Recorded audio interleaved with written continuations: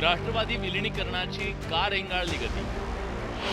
सत्तेचा वाटा की नेत्यांना डिमोशनची भीती? विलिनीकरणात नेमकी कोणते अडथळे? राष्ट्रवादी विलिनीकरणाची शक्यता धुसर? आधी महापालिका निवडणूक आणि त्यानंतर जिल्हा परिषद निवडणुकीत दोन्ही राष्ट्रवादी काँग्रेस एकत्र आले. महापालिका निवडणुकीत एकहाती प्रचाराची धुरा सांभाळत अजित पवारांनी राष्ट्रवादीच्या एकत्रीकरणाचे संकेत दिले होते. जिल्हा परिषद निवडणुकीत तर बहुतांश ठिकाणी दोन्ही पक्षाचे उमेदवार घड्याळ चिन्हावर लढत आहेत. यातून राष्ट्रवादीच्या एकीकरणाची चर्चा सुरू झाली. तसं ठरल्याचंही शरद पवारांच्या राष्ट्रवादीच्या वतीनं सांगण्यात येत आहे. पण अजित पवारांच्या अकाली निधनानं विलिनीकरणाला ब्रेक लागल्याचं दिसतंय. यामागे बदललेली राजकीय परिस्थिती यासोबत नेत्यांची भीती कारणीभूत असल्याची चर्चा आहे. दोन्ही राष्ट्रवादीचे नेते या विलिनीकरणाच्या मार्गातील सगळ्यात मोठी अडचण आहे. पहिली अडचण ही शरद पवारांच्या हाती निर्णयाधिकार एकवटण्याची शक्यता आहे. परिणामी अजित पवारांच्या पक्षातील नेत्यांचं महत्त्व कमी होण्याची भीती आहे. विलिनीकरणामुळे शरद पवारांच्या पक्षातील प्रमुख नेत्यांचं महत्त्व वाढण्याची शक्यता आहे. हे अजित पवारांच्या पक्षातल्या वरिष्ठ नेत्यांसाठी मान्य होणार का, हा मोठा अडथळा आहे. दोन्ही पक्षाचं विलिनीकरण झाल्यास शरद पवारांच्या पक्षातील नेत्यांना सत्तेत वाटा द्यावा लागणार हेही स्पष्ट आहे. परिणामी आधीच वेटिंगवर असलेल्या अजित पवारांच्या पक्षातील नेत्यांची संधी हुकण्याची शक्यता नाकारता येत नाही. विलिनीकरणामुळे सुप्रिया सुळेंचं केंद्रीय राजकारणात वजन वाढणार आहे. असं झालं तर अजित पवारांच्या पक्षातील नेत्यांचं दिल्लीत महत्त्व कमी होण्याची शक्यता वाढतीये. विलिनीकरणानंतर शरद पवारांच्या पक्षातील नेत्यांची पक्षात महत्त्वाच्या पदांवर वर्णी लागण्याची शक्यता आहे. तर दुसरीकडे यामुळे अजित पवारांच्या पक्षातील नेत्यांचं पक्ष संघटनेतलं महत्त्व कमी होण्याची शक्यता बळावते.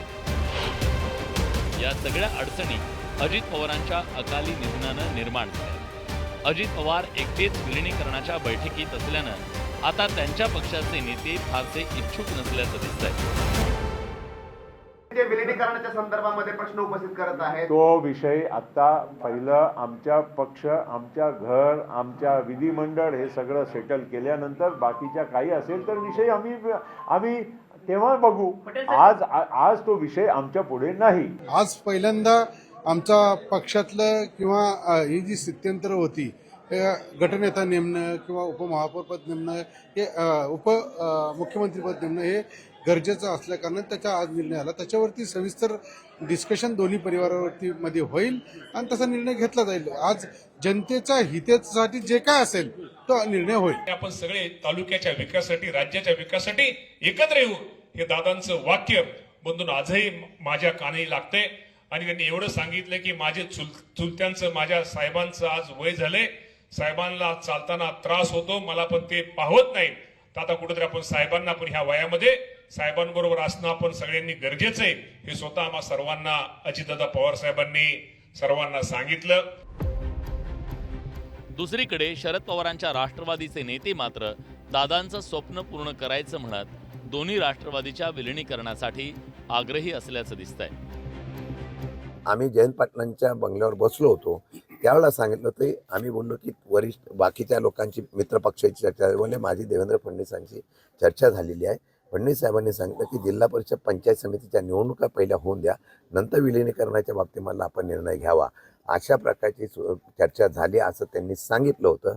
आता ह्याला मी जे म्हणतोय त्याला आता पुरावा द्यायचा म्हणलं मी दादांच्या बाबतीमध्ये खोटं बोलू शकत नाही. बारामतीकरांची अपेक्षा आहे आणि आज दादा हयात असतानाच आम्ही अनेक वेळेला भावना बोलून दाखवल्या की सगळ्यांनी आता एक झालं पाहिजे, एक आलं पाहिजे. आणि त्याच्या अनुषंगाने सर्वात महत्त्वाचं म्हणजे त्यांचीच आता इच्छा झाली होती की आपल्याला एक व्हायचं आहे म्हणून. आता अगोदर 21 तारखेला आम्ही एकत्र बसलो, एकत्र जेवलो, तेव्हा बोलले. 22 तारखेला आम्ही बरोबर होतो. त्यानंतर 23 तारखेला विद्यापीठांवर परत चक्कर मारून मग नंतर निघून गेले त्या ठिकाणी. आणि मात्र 100% की त्यांच्या मनामध्ये होतं की नाही आता हे करूया, सगळं थांबूया बाकीच्या गोष्टी. दोनही पक्ष फोडले कोणी? भारतीय जनता पक्षाने. या दोनही पक्षाचे विभाजन त्यांच्यामुळेच झालं आणि हे सर्व करणारे जर दिल्लीच्या इशाऱ्यावर होत असेल तर त्यांना फोडण्याचा अधिकार जसा आहे तसा विलिनीकरणाचा अधिकार सुद्धा प्राप्त झाला असेल, म्हणून त्या पद्धतीनं हे स्टेटमेंट केले जातात असं माझं मत आहे. अजित पवारांच्या भूमिकेमुळे राष्ट्रवादी पक्षात फूट पडली. त्यामुळे आता दोन पक्षांचं पुन्हा एकत्रीकरण करण्यासाठी देखील अजित पवारांचीच भूमिका महत्त्वाची होती. आता तेच अजितदादा हयात नसल्यानं राष्ट्रवादीच्या विलिनीकरणाचा पेच निर्माण झालाय. त्यामुळे सद्यस्थितीत दिसणाऱ्या या अडचणी दूर करण्यासाठी दोन्ही पक्षाचे नेते खरंच आपला राजकीय स्वार्थ बाजूला ठेवणार का, की विलिनीकरणाची केवळ चर्चा करणार, हे आगामी काळात स्पष्ट होईल. शरद जाधव, न्यूज 18 मराठी.